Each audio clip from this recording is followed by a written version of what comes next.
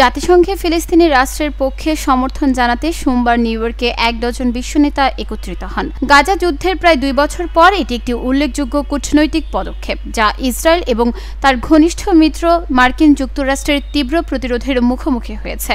রয়টার্সের প্রতিবেদনে এই তথ্য জানানো হয়েছে। বিশ্ব নেতাদের সমাবেশের মধ্যে ফ্রান্স ফিলিস্তিনি রাষ্ট্রকে স্বীকৃতি দেওয়ার ঘোষণা দিয়েছে।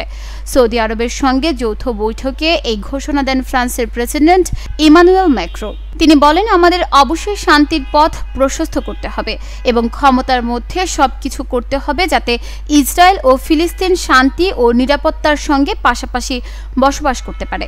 ম্যাক্রো একটি নবায়নকৃত ফিলিস্তিনি কর্তৃপক্ষের কাঠামোর রূপরেখা তুলে ধরেন।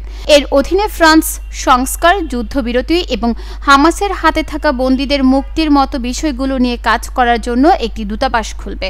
অনুষ্ঠানে বক্তব্য দেন তুরস্কের প্রেসিডেন্ট রিসেপ তাইয়েব এরদোগান, কানাডার প্রধানমন্ত্রী মার্ক কার্নি এবং জাতিসংঘ মহাসচিব আন্তোনিও গুতেরেস।